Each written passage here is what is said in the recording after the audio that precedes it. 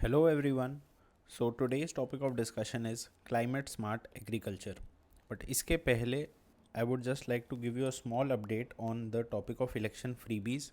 This was lecture 11 of our playlist and आज Indian Express में एक editorial आया है wherein the author is trying to differentiate between public good versus freebies and उनका एक simple सा message है इस editorial में that election freebies help the political parties in mass communication and it makes political sense to earmark a part of the state budget for directing benefits to each and every voter in a positive and tangible manner. Election freebies के through the political parties are able to connect with the single voter, जो कि बहुत ज़्यादा ज़रूरत है because जब आप health, education, law and order इन चीज़ों पे काम करते हो तो इनका जो इफ़ेक्ट है वो दिखने में टाइम लगता है, बट जब आप फ्रीबी दे के हर वोटर के साथ डायरेक्टली कनेक्ट कर रहे हो तो उस वोटर को आपके तरफ आपको वोट करने के लिए टेंडेंसी इंक्रीज़ होता है. ठीक है, सो सिंपल सा आर्ग्यूमेंट है इस आर्टिकल में that direct benefits are a legitimate aspect of building that political mandate, जो हमने अपने क्लास में कवर किया था, that election freebies help in bringing about political mileage to these political parties. उसी तरीके से यहाँ पर बताया गया है एंड यहाँ पर supreme court, election commission, chief justice of India and RBI के स्टेटमेंट्स को भी अच्छे से बताया गया है. So you can read this editorial. ये 23 नवंबर 2023 को पब्लिश हुआ था. ठीक है, सो आज के लेक्चर में हम लोग जो टॉपिक कवर करने जा रहे हैं वो है क्लाइमेट स्मार्ट एग्रीकल्चर. इसका डेफिनेशन समझ लेते हैं पहले. Food and agriculture organisation climate smart agriculture को डिफाइन करता है इस तरीके से that climate smart agriculture is about driving the agri food systems towards green and climate resilient practices. Basically हम लोगों को अपने एग्रीकल्चर सिस्टम को चेंजिंग क्लाइमेट के हिसाब से अडेप्ट करवाना है एंड इंश्योर करना है दैट इसके थ्रू बहुत ज़्यादा ग्रीन हाउस गैस एमिशंस ना हो रहे हो एंड ईल्ड रेट जो है, जो प्रोडक्टिविटी है वो मेंटेन रहे and we move towards a green and climate resilient agriculture. ठीक है, अब डेफिनेशन तो सिंपल है, बट आप जब ये लिखोगे कि फूड एंड एग्रीकल्चर ऑर्गेनाइजेशन इसे इस तरीके से डिफाइन करता है तो आपको शायद हाफ अ मार्क एक्स्ट्रा मिल जाए. ठीक है, बिकॉज ऑथेंटिक सोर्सेज कोट करने से इम्पैक्ट पड़ता है. ठीक है, अब यहाँ पे हम लोग एक और चीज़ डिस्कस कर लेते हैं. जो कंपोनेंट्स है वर्ल्ड बैंक के, बहुत सिंपल कंपोनेंट्स है. It is about increasing productivity, increasing the resilience and reducing the emissions. आपको पता होगा दैट एग्रीकल्चर सिस्टम में भी बहुत सारा ग्रीन हाउस गैस एमिशंस होता है, तो उसे हमें कम करने की ज़रूरत है. ऑब्वियसली हमें प्रोडक्टिविटी को बढ़ाना है और रेजिलियंस बढ़ाना है, क्योंकि क्लाइमेट चेंज की वजह से मानसून पे इम्पैक्ट पड़ रहा है, सॉइल हेल्थ पे इम्पैक्ट पड़ा है, हर चीज़ पे इम्पैक्ट पड़ा है. देयरफॉर क्लाइमेट सिस्टम्स को रेजिलिएंट बढ़ाने की ज़रूरत है. अब इसे बोल रहा है तीन कंपोनेंट्स, कौन बता रहा है? वर्ल्ड बैंक बता रहा है. तो यहाँ पर हम लोगों ने फूड एंड एग्रीकल्चर ऑर्गेनाइजेशन को कोट किया, यहाँ पर वर्ल्ड बैंक को कोट किया. एंड इस दोनों के थ्रू अगर क्लाइमेट स्मार्ट एग्रीकल्चर पे कोई क्वेश्चन आता है, you can introduce by using these two organizations and उनके दिए हुए पॉइंट्स.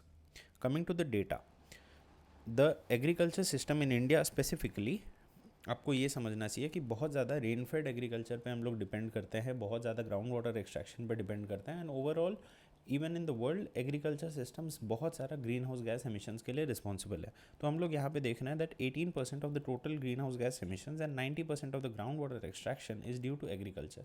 तो इंडिया में ग्रीन हाउस गैस एमिशंस का बहुत बड़ा कारण है agriculture.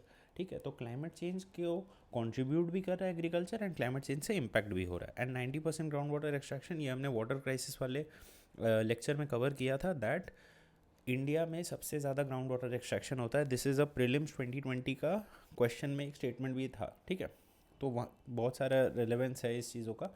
Even in prelims 2023 ground water extraction और एग्रीकल्चर को लिंक करके एक क्वेश्चन आया था. तो ये सारी चीज़ें आपको पता होना चाहिए. यहाँ पर वही फैक्ट लिखा हुआ है. It is very easy to remember, please learn this fact. 18% of total greenhouse gas emissions and 90% groundwater extraction is due to agriculture.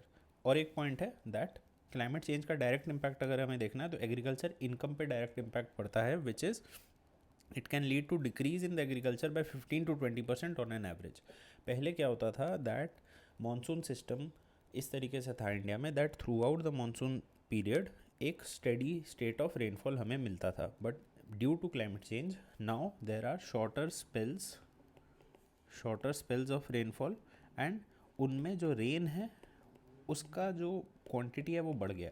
इस वजह से ईल्ड रेट बहुत इम्पैक्ट होता है, क्रॉप फेलियर के कंडीशंस बढ़ जाते हैं. तो ये डेटा और उसका रेलेवेंस हमने समझ लिया.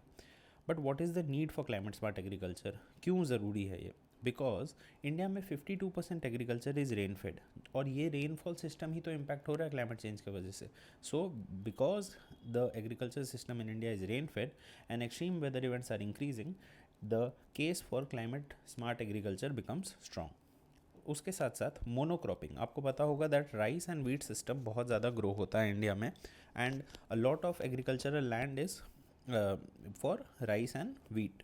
तो जब हम लोग इस तरीके के क्रॉप्स उगा रहे हैं एंड मोनोक्रॉपिंग कर रहे हैं, तो जब भी क्लाइमेट चेंज की वजह से कोई इम्पैक्ट पड़ेगा, जो ईल्ड रेट है वो कम जाएगा. सो क्योंकि इंडिया का एग्रीकल्चरल प्रैक्टिस मोनोक्रॉपिंग की तरफ ज़्यादा है, तो हमें क्लाइमेट चेंज की वजह से ईल्ड कम होने का खतरा है. तो therefore the need for adopting climate smart agriculture arises. Third point जो हमने वाटर क्राइसिस वाले लेक्चर में अगेन कवर किया था, दैट इंडिया में rice, wheat, sugar cane and cotton, ये सारी चीज़ें बहुत ज़्यादा ग्रो किया जाता है, and they are all water guzzling crops due to MSP and open procurement regime. 1 kg of rice requires 3000 liters of water, 1 kg of cotton requires 8000 liters of water. और जब हम लोग इस तरीके के क्रॉप्स उगा रहे हैं, ग्राउंड वाटर एक्सट्रैक्शन हो रहा है, और क्लाइमेट चेंज की वजह से जो वाटर अवेलेबिलिटी है वो ऐसे ही कम हो रहा है ना. तो आप इस तरीके के क्रॉप्स जब उगा रहे हो, आपको शिफ्ट करना चाहिए towards present system to climate resilient agriculture. ठीक है. साथ ही साथ ये जो हम लोगों ने इस 3 पॉइंट्स को पढ़ा, उसी का एक सम अप कर लेते हैं हम लोग. ग्राउंड वाटर डिप्लीशन हो रहा है, सॉइल ऑर्गेनिक कार्बन में डिक्लाइन हो रहा है, सॉइल फर्टिलिटी डिक्लाइन हो रहा है, और ये सारा जो भी हमारा प्रोडक्शन फैक्टर्स है, सारा चीज़ जो भी आपको लगता है टू ग्रो क्रॉप्स, वो सारा अंडर स्ट्रेस है, and therefore the need for climate smart agriculture arises. तो अगर एक डायमेंशन क्वेश्चन का ऐसा है कि why do we need climate smart agriculture, आप लोग इस पॉइंट से उसको अच्छे से केटर कर सकते हो. बट क्लाइमेट स्मार्ट एग्रीकल्चर का केस तो है स्ट्रॉन्ग, लेकिन क्यों इंडिया के लिए चैलेंज है उसके तरफ आगे बढ़ना? Because more than 50% of the agri households are low income and have high farming date.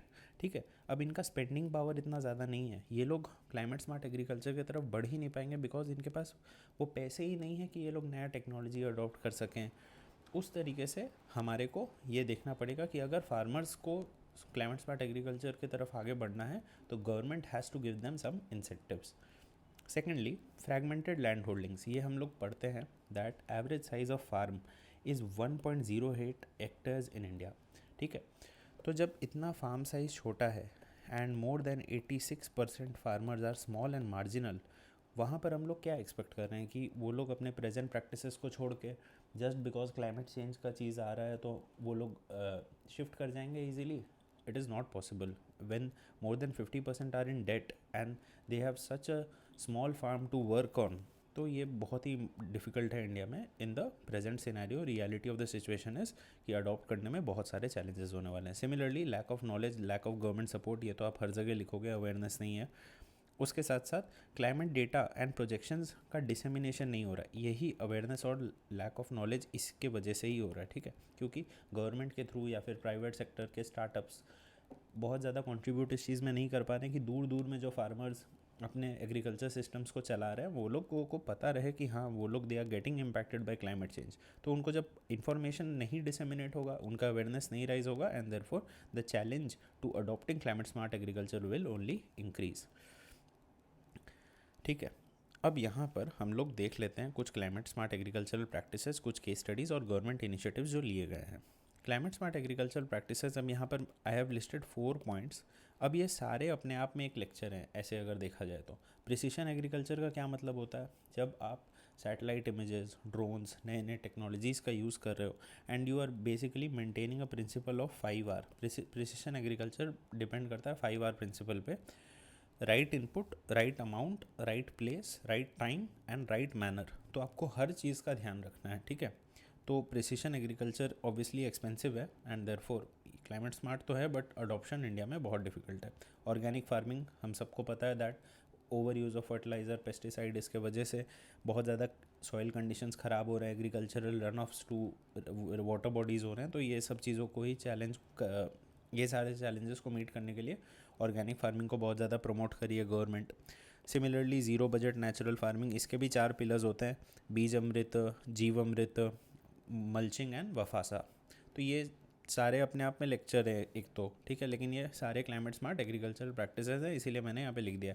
Integrated farming में बेसिकली आप क्रॉप भी उगाते हो और साथ ही साथ लाइफ स्टॉक या फिर प्लांटेशंस, इन चीज़ों का भी ध्यान रखते हो ताकि ये दोनों सिंक में हो एंड एक चीज़ का जो बेनिफिट है वो दूसरे, एक चीज़ का जो आउटपुट है वो दूसरे का इनपुट बन जाता है, इसीलिए बहुत ज़्यादा सिम्बायोटिक रिलेशनशिप इंक्रीज़ हो जाता है, ठीक है। तो इंटीग्रेटेड फार्मिंग पे तो 2019 एंड 2022 के मेंस में क्वेश्चन भी आया था। तो आप बस ये याद रखो दैट क्लाइमेट स्मार्ट एग्रीकल्चर के कुछ प्रैक्टिसेस हैं, आप इनके पॉइंट्स जो भी इनके बेनिफिट्स हैं ना वो भी आप लिख सकते हो अपने आंसर में, बिकॉज ये सारा कुछ क्लाइमेट स्मार्ट है, ठीक है। और आपको इनमें से किसी पर भी वीडियो चाहिए then you can let me know in the comment section. Case studies में आ जाते हैं, दो केस स्टडीज़, एक इंटरनेशनल और एक नेशनल। इंटरनेशनल में क्लाइमेट स्मार्ट एग्रीकल्चर अफ्रीका में प्रैक्टिस किए कैसे किया जा रहा है, they are basically doing a very good practice of intercropping banana and coffee. Now coffee requires shade and banana provides that shade and it can also grow in water stressed conditions. तो जहाँ पर भी Africa में water का कमी है वहाँ पर भी आप इन दोनों को उगा सकते हो, ठीक है। And it will obviously lead to increasing yield. तो आपने एक क्रॉप से दूसरे क्रॉप को बेनिफिट करा दिया and even if this crop can grow in water stressed areas, आपने क्लाइमेट स्मार्ट बना लिया अपने सिस्टम को by simply intercropping the two. National में भी ये तो मिशन का कतिया, बहुत जगह पे केस स्टडीज़, आप इसको वाटर कंजर्वेशन वाले केस स्टडीज़ में भी कोट कर सकते हो दैट मिशन का Kakatiya in Telangana, it is a very famous scheme. यहाँ पर water storage, efficient fertilizer uses के ऊपर गवर्नमेंट फोकस कर रही है and it is a good case study to quote in a lot of places. आप वाटर कंजर्वेशन के लिए कोट कर सकते हो और क्लाइमेट स्मार्ट एग्रीकल्चर के लिए भी कोट कर सकते हो। तो एक हमने केस स्टडी इंटरनेशनल, एक नेशनल देख लिया।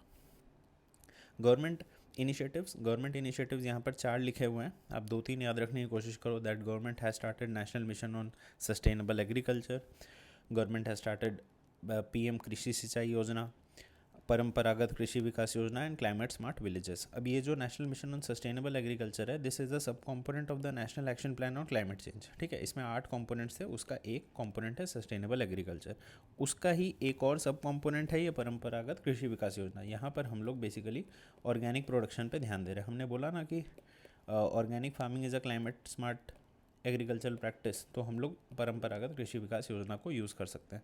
पीएम कृषि सिंचाई योजना, इससे आप समझ ही रहे हो कि वाटर एफिशिएंसी को बढ़ाने की बात है। तो हम लोग जब ऊपर पढ़ रहे हैं कि वाटर गजलिंग क्रॉप्स इंडिया में ज़्यादा यूज़ हो रहे हैं, तो अगर हम लोग कोई भी चीज़ को ऐसा लेकर के आएँ जिससे कि वाटर विच इज़ वेरी बहुत ज़्यादा यूज़ होता है इन एग्रीकल्चरल सिस्टम्स, उसको अगर हम लोग सस्टेनेबल मैनर में यूज़ कर सकें तो ये स्कीम आप याद रखो, पीएम कृषि सिंचाई योजना। And lastly climate smart villages का भी कॉन्सेप्ट आ रहा है ताकि डिसेंट्रलाइजेशन हो और इन्फॉर्मेशन डिसमिनेशन बहुत ज़्यादा गांव-गांव तक पहुँचे, ठीक है।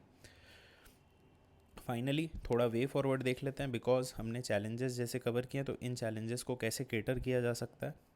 उसमें पहला पॉइंट आ जाता है, we should move from land productivity towards water productivity. हम लोग देखते हैं ईल्ड डेटा, आप हमेशा देखना दैट आपको बताया जाएगा कि प्रोडक्शन पर हेक्टेयर, तो वो चीज़ से हम लोग को मूव करना चाहिए towards water productivity. Basically Indian express में एक आर्टिकल आया था बाय अशोक गुलाटी सर, वो एग्रीकल्चर पे बहुत सारे आर्टिकल्स लिखते हैं इन द इंडियन एक्सप्रेस। उन्होंने ये पॉइंट अपने आर्टिकल में क्लाइमेट स्मार्ट एग्रीकल्चर में ये कोट किया था that we should move from land productivity to water productivity. तो आप ये अच्छा पॉइंट है, इसको याद रखने की कोशिश करो। सिमिलरली हमने जो समझा कि क्लाइमेट प्रोजेक्शंस नहीं है इंडिया में, तो उसके लिए R&D को बढ़ाने की ज़रूरत है। ये सब जनरल पॉइंट्स होते हैं, ये हर जगह पे आप लिखो, है ना। फार्मर अवेयरनेस बढ़ाने की ज़रूरत है। एंड ऑब्वियसली बिकॉज हमने देखा कि agricultural household more than 50% are in debt, तो उन्हें इंसेंटिवाइज करो that they move from their current practices to lower green house gas emission farming systems, ठीक है। तो लैंड प्रोडक्टिविटी से water productivity, basic R&D, farmer awareness and incentivising the farmers. तो ये है हमारा वे फॉरवर्ड। एक लास्ट डायमेंशन जो यहाँ पे बचा हुआ है, इसके through I am just trying to make you understand that बहुत सारी चीज़ों को ना SDGs से रिलेट करना शुरू करो अपने आंसर में। एंड बहुत ईजी है ये डायमेंशन को अपने दिमाग में खोलना that climate smart agriculture is link to several SDGs। हमारा जो SDG 1 है on no poverty, zero hunger, reduced inequalities में SDG 10 and sustainable production and consumption में SDG 12, SDG 13 on climate action, at least इतना तो आप देख ही सकते हो दैट यहाँ से 5 हैं, आपको 5 नहीं लिखना है। अगर आपने कोई 2 भी लिख दिए और आपने बस ये डायमेंशन दिखा दिया that you are able to connect the climate smart agriculture to SDGs, so एक अच्छा इम्पैक्ट पड़ता है ऑन दी एग्जामिनर, ठीक है। तो ये SDGs जब पॉलिटी पढ़ रहे हो तो DPSP से कुछ रिलेट हो सकता है कि नहीं, ये सब चीज़ें सोचना स्टार्ट करो, ठीक है। तो क्लाइमेट स्मार्ट एग्रीकल्चर के लिए और ज़्यादा कुछ पढ़ने की ज़रूरत नहीं है। डेफिनेशन पढ़ लिया by FAO and world bank, data समझ लिया, नीड समझ लिया, चैलेंजेस क्या हैं, क्यों अडॉप्शन डिफ़िकल्ट है इंडिया में, क्लाइमेट स्मार्ट एग्रीकल्चर के इतने सारे प्रैक्टिसेस हमने देख लिए। इसमें से आपको किसी पे वीडियो चाहिए तो मेरे को कमेंट सेक्शन में बता देना। एंड केस स्टडीज़ हमने इंटरनेशनल नेशनल कवर कर लिया, अफ्रीका का बनाना एंड कॉफ़ी वाला इंटरक्रॉपिंग प्रैक्टिस एंड मिशन का कथिया इन तेलंगाना। गवर्नमेंट इनिशिएटिव्स में हमने 4 स्कीम्स कवर किए हैं, 2 भी याद रहेगा तो काम हो जाएगा। एंड वे फॉरवर्ड में चैलेंजेस को ही घुमा के लिखना, एंड ये वाले पॉइंट को ज़रूर से याद रखना that we should move from land productivity to water productivity. And यहाँ पर हमने SDG से कनेक्ट कर दिया, पहले 5 हैं, अब इसमें से 2 एटलीस्ट याद करने की कोशिश करो and develop this habit that you can connect things to SDGs, ठीक है। वो अच्छा कंक्लूजन बन जाता है आपका। तो इस वीडियो के लिए इतना ही। I hope to see you in the next video. I hope this was useful. Thank you.